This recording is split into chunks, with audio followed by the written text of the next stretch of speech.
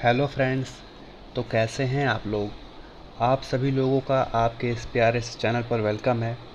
तो आज हम लोग डिस्कस करने वाले हैं बायोलॉजिकल क्लासिफिकेशन का 5th पार्ट।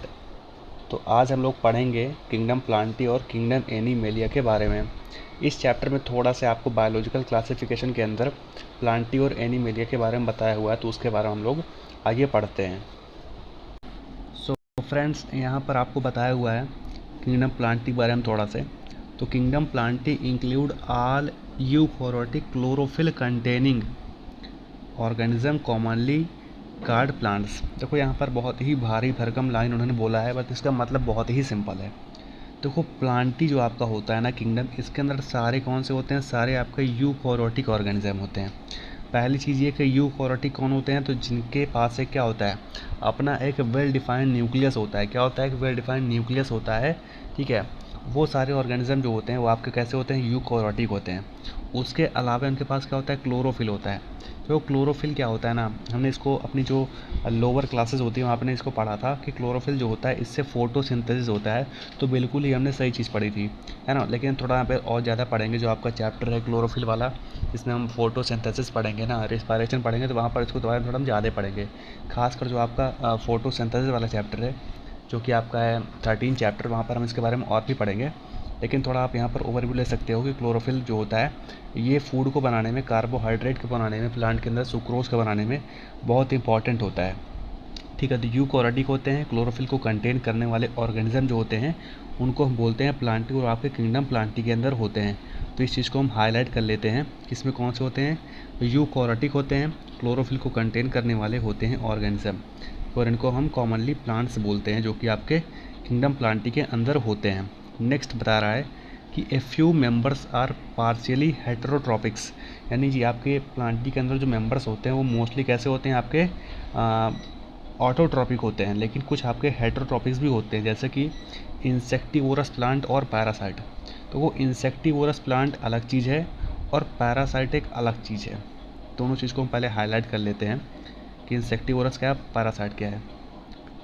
देखिए, जैसा कि बताया हुआ है कि आपका जो हेटेरोट्रॉपिक है उसके अंदर दो लोग होते हैं, एक आपका होता है पैरासाइट और एक आपका होता है एक आपका होता है इंसेक्टिवोरस। ठीक है, तो ब्लैडर वोर्ट जो होता है and Venus flytrap are examples of insectivorous plant.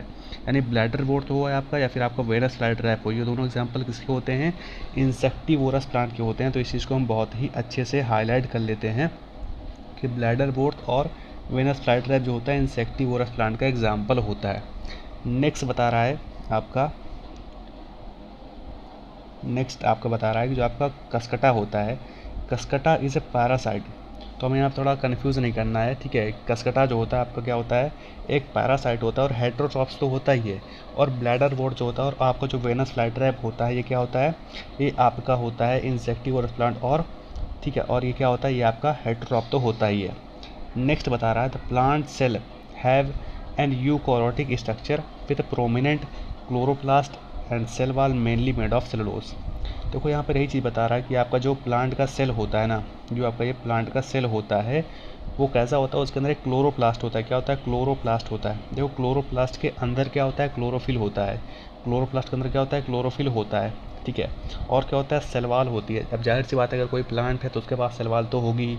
हमने इसका जो आपका पहला इसका जो हमारा वीडियो था इसमें हमने इंट्रोडक्शन की बात किया था, सिस्टम ऑफ क्लासिफिकेशन की बात किया था, वहाँ पर एक टेबल था। उस टेबल में हमने इस बात को डिस्कस किया था कि जो आपके प्लांटी वाले होते हैं उनकी जो सलवार होती है वो सेलुलोज की बनी होती है। ठीक है, नेक्स्ट क्या बता रहा है कि you will study the eukaryotic cell structure in chapter 8। यानी जो आपका सेल जो चैप्टर है आपका 8th वाला, वहाँ पर इसके बारे में हम लोग अच्छे से पढ़ेंगे कि सेल में क्या क्या चीज़ें होती हैं, सेल क्या होता है, क्लोरोप्लास्ट उसके अंदर कहाँ पर होता है, माइटोकॉन्ड्रिया कहाँ पर होता है, इन सारी चीज़ों के बारे में हम लोग डिस्कस करेंगे। ठीक है, आगे आने वाले चैप्टर्स में। नेक्स्ट बता रहा है Plantae include algae, bryophytes, pteridophytes, gymnosperm and angiosperm. कोई भी इसको पढ़कर घबराएगा नहीं। ठीक है, कोई भी इस चीज़ को ज़्यादा आप लोग माइंड पर प्रेशर नहीं लीजिएगा। हम लोग जो इसके बाद जो हमारा चैप्टर है प्लांट किंगडम, उसमें हम इन सारी चीज़ों के बारे में पढ़ेंगे कि प्लांट के कितने प्रकार होते हैं। एल्गी होता है, ब्रायो होता है, टेरिडो होता है, जिम्नो होता है, एनजीओ होता है, फिर उसमें भी आपके दो होते हैं, डाइकॉट होता है, मोनोकॉट होता है। इन सारी चीज़ों को हम लोग कवर करेंगे, ठीक है।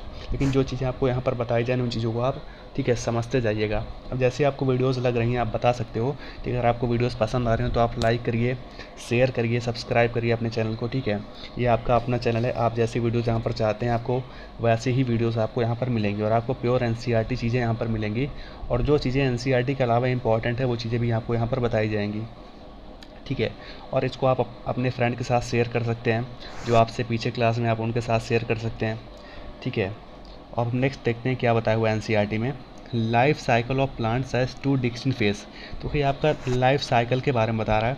इस चीज़ को थोड़ा हम ध्यान से समझेंगे कि इसके पास कितने फेज़ होते हैं, 2 फेज़ होते हैं। पहला होता है डिप्लॉन्टिक सैप्रोफाइटिक और दूसरा होता है हैप्लॉइड गैमेटोफाइटिक। देखो इसमें बहुत कन्फ्यूज़न होती है कि आपका जो सैप्रोफाइटिक होता है ये डिप्लॉइड होता है कि हैप्लॉइड होता है, और गैमेटोफाइट जो होता है ये हैप्लॉइड होता है कि डिप्लॉइड होता है। इसकी एक बहुत ही सिंपल सी ट्रिक बताता हूँ। देखो गैमेट जो होता है ना, जो आपका, इसको हम बना के देख लेते हैं यहाँ पर। देखो जब भी कोई गैमेट होगा ना, तो गैमेट का नंबर हमेशा क्या होता है, हमेशा ही n होता है। क्या होता है, हमेशा इसका नंबर क्या होता है, तो हमेशा इसका नंबर n होता है। क्या होता है, हमेशा इसका नंबर n होता है। और जो आपके स्पोर होते हैं, कौन, जो आपके स्पोर होते हैं, स्पोरोफाइट आप बोल सकते हो। स्पोरोफाइट जो होता है ना आपका, ये हमेशा कैसा होता है, ये हमेशा ही आपका होता है कैसा, ये हमेशा आपका होता है 2n। ये चीज़ें आप बहुत अच्छे से ध्यान रखेंगे। क्या होता है, 2n होता है, यही आपका कॉन्सेप्ट। आप देखिए आपको कैसे याद होता है। देखो अगर कोई चीज़ n है ना, अगर कोई चीज़ n है तो हमेशा वो क्या होगी, हमेशा वो हैप्लॉइड होगी। क्या होगी, हमेशा वो हैप्लॉइड होगी। क्या होगी, हमेशा वो हैप्लॉइड होगी। अगर कोई चीज़ 2n है, अगर कोई चीज़ 2n है तो हमेशा क्या होगी, हमेशा वो डिप्लॉइड होगी। हमेशा क्या होगी, हमेशा वो डिप्लॉइड होगी। तो ये चीज़ आपको बहुत ही अच्छे से पता होना चाहिए, ठीक है। अगर कोई चीज़ 2n है तो हमेशा वो क्या होगा, डिप्लॉइड होगा। तो ये चीज़ बिल्कुल ही आपको क्लियरली आनी चाहिए, ठीक है। अगर n है तो हैप्लॉइड, और अगर 2n है तो वो डिप्लॉइड होता है। तो वही चीज़ यहाँ पर एनसीईआरटी ने मेंशन किया, जिसको मैंने आपको एक तरीके से समझा दिया, ठीक है। अब देखते हैं नेक्स्ट एनसीईआरटी क्या बोल रहा है। देखिए थोड़ा स्क्रीन सही कर लेते हैं ताकि क्लियरली हमें सारी चीज़ें कवर हो जाएं, ठीक है। देखिए नेक्स्ट क्या बोल रहा है, that alternate with each other. जाहिर सी बात है, जब हम लाइफ साइकिल पढ़ेंगे, इस चीज़ को समझेंगे, तो वहाँ पर हमें ये चीज़ें पता चलेंगी कि जो आपके ये 2 फेजेस होती हैं ना, डिस्टिंक्ट, हैप्लॉइड आपको जो चलता है, डिप्लॉइड जो आपका चलता है, ये आपस में अल्टरनेट होते हैं, यानी एक के बाद एक आती रहती हैं, ठीक है। नेक्स्ट बोल रहा है the length of the haploid and diploid phase, whether these phases are free living और डिपेंडेंट ऑन अदर। तो इस चीज़ को हम समझेंगे आगे चल के, कैसा आपका डिप्लॉइड और हैप्लॉइड जो होता है फेज ना, ये आपका फ्री लिविंग होता है या फिर डिपेंड करता है दूसरे पर। इस चीज़ को हम आगे समझेंगे। अब देखो डिफरेंट प्लांट्स के अंदर डिफरेंट तरीका होता है, मतलब किन के अंदर कौन सा लाइफ साइकिल चल रहा है, किन के अंदर कौन सा चल रहा है, सबका अलग अलग होता है। अब जैसे मैं आपको एक एग्जांपल देता हूँ, जितने भी आपके लोअर प्लांट होते हैं ना, उनमें हमेशा आपका हैप्लॉन्टिक डोमिनेंट होता है, और जितने आपके हायर प्लांट होते हैं उनके अंदर हमेशा आपका डिप्लॉन्टिक होता है। खैर ज़्यादा आपको इसके बारे में अभी सोचना नहीं है कैसा क्या होता है, मैं सारी चीज़ें आपको बताऊँगा, ठीक है। लेकिन आप थोड़ा सा यहाँ पर समझ लीजिए, ठीक है, इसलिए मैंने आपको थोड़ा सा बता दिया।